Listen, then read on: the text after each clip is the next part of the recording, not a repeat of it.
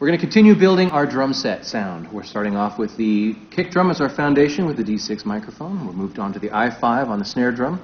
We've added stereo overheads with the ADX51. These are pencil condenser diaphragms to give us more of a full sound.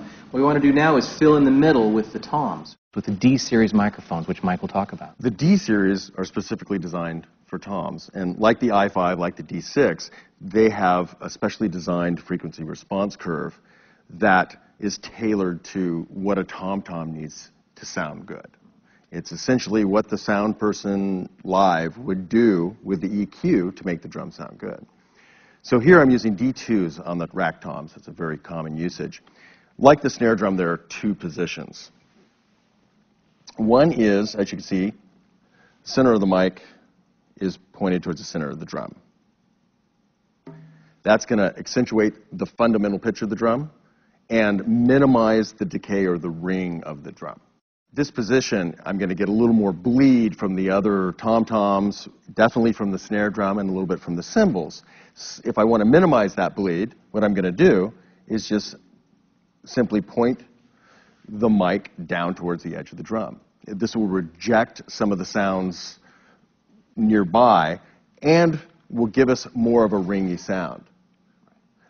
This is a good position for jazz gigs, jazz style sounds, something where I need a little more nuance and want openness to the sound of the tom.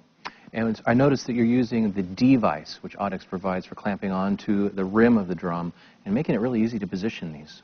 Oh, absolutely. One of the big pains in the butt, if you will, live is all the mic stands are getting positioned and the messiness they create on stage. Here, these simply just clip onto the rim, any standard triple flange or cast rim. They have versions, too, that will work with some of the more advanced or newer design of rims, too, like Z rims and whatnot. Here's what the toms sound like with the mic pointed towards the center of the drum, again, to accentuate the fundamental pitch.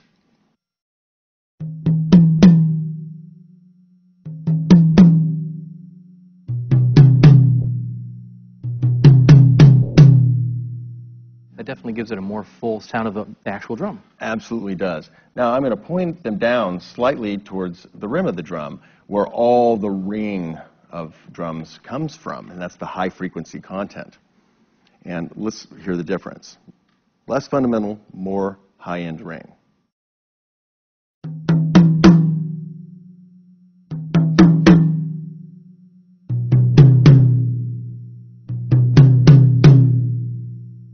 Hear more of the overtones in that situation. Absolutely. The D4, again, has a specially tuned frequency response curve built into it. It's perfect for floor toms. Now, floor tom positioning is a little bit different than rack toms because they have so much low end and so much ring generally. You can see it's pointed towards the center. This is pretty much the position I'm going to use all the time, and you'll hear the difference. So this is with the mic towards the center of the drum. A lot of fundamental, minimizes the ring of the drum.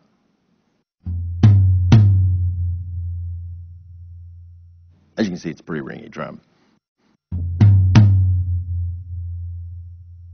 Now listen what happens when I put the mic towards the edge of the drum. That ring is going to become uncontrollable. It's not a good thing.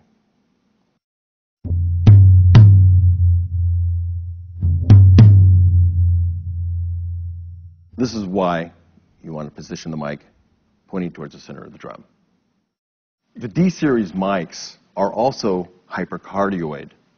That means that their pattern or pickup pattern, what they focus on, is very tight and narrow towards the front of the mic.